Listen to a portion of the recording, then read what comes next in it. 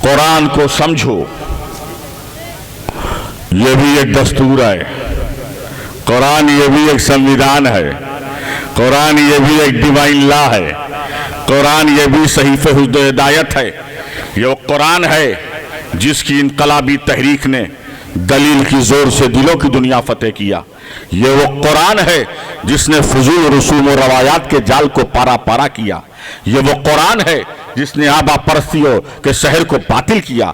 ये वो कुरान है जिसने सोतों को जगाया, गिरतों को उठाया, बुज़दिलों को शुजाअत का आबे हयात पिलाया, फिक्र अमल की रुकी हुई नदियों को नया बहाव दिया।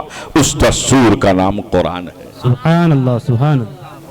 कुरान उसका कानून है जिसने सैयारों का निजाम, अफलाक की गर्दिश, लैलो नहार की करवटें, गर्मी और सर्दी का दौर, नूर और जुल्मत के उजाले और अंधेरे, नबात और जमात की सलाहियतें, फसलों का तगय्युर, रंगो जायकों का इख्तलाफ, जमीन की तरबियत, बरगोबार का निजाम, रात को बर्क, बादल को गरज, हवा को फर्राटा, फिजा को सन्नाटा, सुबह को उजाला, चांदनी को झाला, रेशम को झलमलाहट, हवा को सरसराहट, गुलाब को महक और सब्जे को लहक अता किया। उसके कानून का नाम कुरान है। सुभान अल्लाह, सुभान अल्लाह, अल्लाहु अकबर, या रसूल अल्लाह। लेकिन कुरान कैसा बेमिसाल, लाजवाब, बेनजीर डिवाइन लॉ है, इसको मैं मिसाल के जरिए समझाऊंगा। ये बागलकोट,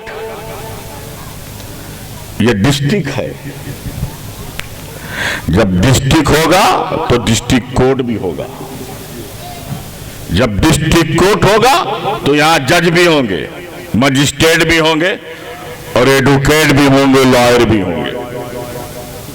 मिसाल के तौर पर मैं किसी वकील के ऑफिस में आप जाइए, मैं गया किसी वकील के ऑफिस में बागलकोट, वकील साहब के ऑफिस में दाखिल हुआ, इंटर हुआ, वकील साहब बैठे मिले, उनके पीछे बहुत सारी पुस्तक, किताबें, बुक लगी हुई थी।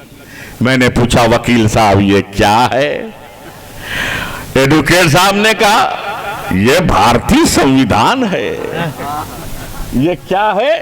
ये इंडियन कॉन्स्टिट्यूशन है। ये क्या है? कहा हिंदुस्तान का दस्तूर और कानून है।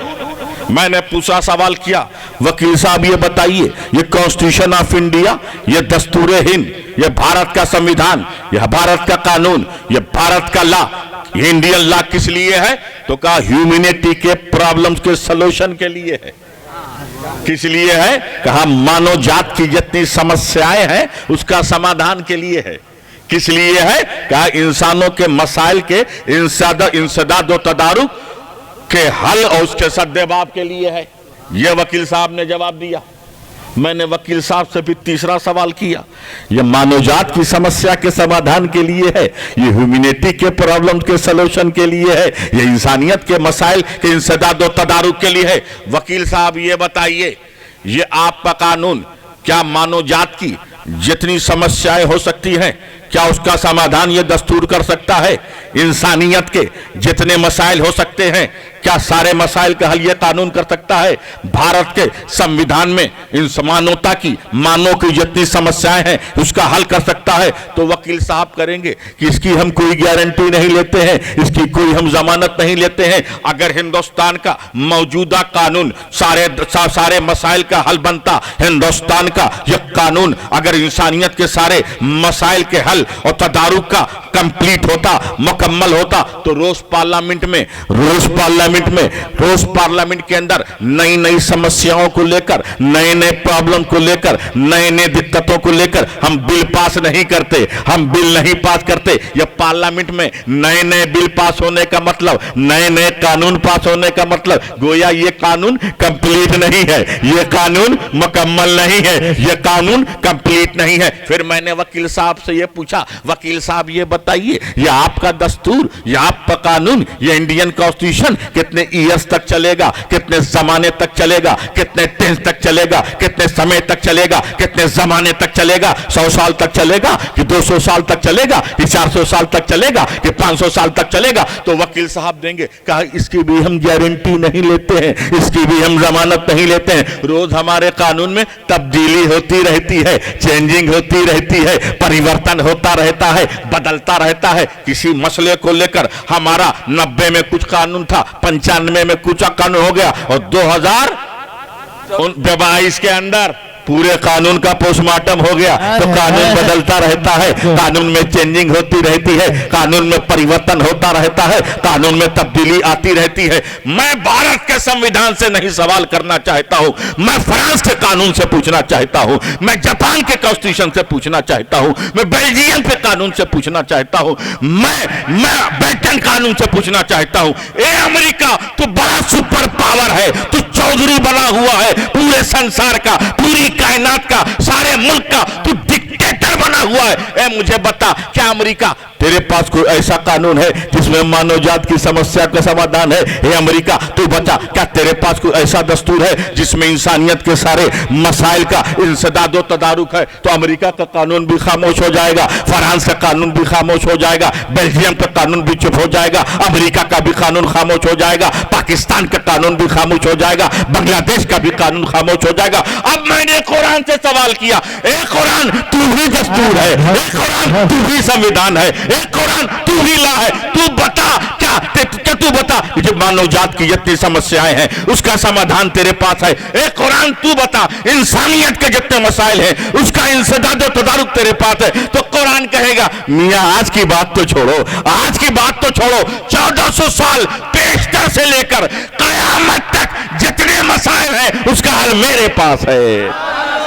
نعرہ تکبیر، نعرہ رسالت، اشرفی دولہ، اشرفی دولہ، نعرہ تکبیر، نعرہ رسالت، عشق محبت، عشق محبت، عشق محبت، عشق محبت، اعلیٰ حضرت، اعلیٰ حضرت، بستی بستی قریہ قریہ، بستی بستی قریہ قریہ، کرو کریا بات، اشرفی دولہ، کریا چھوڑو، کام کی بات کرو، ورنہ کریے کے بعد لگے گا الگ الگ نعرے شروع ہو جائیں گے۔ کریا کریا مصطفیٰ جان رحمت کی بات ہو، محمد عربی کا ذکر ہو۔ سنیوں کا یہ بڑا دوال ہے، پہلے سرکار کا ذکر کرتے تھے، صحابہ کا، اہل بیت کا، اب ہر آدمی اپنے پیر صاحب کا ذکر شروع کر دیا۔ اشرفیوں کو دیکھو تو اپنے پیر کا، رضویوں کو دیکھو اپنے پیر کا۔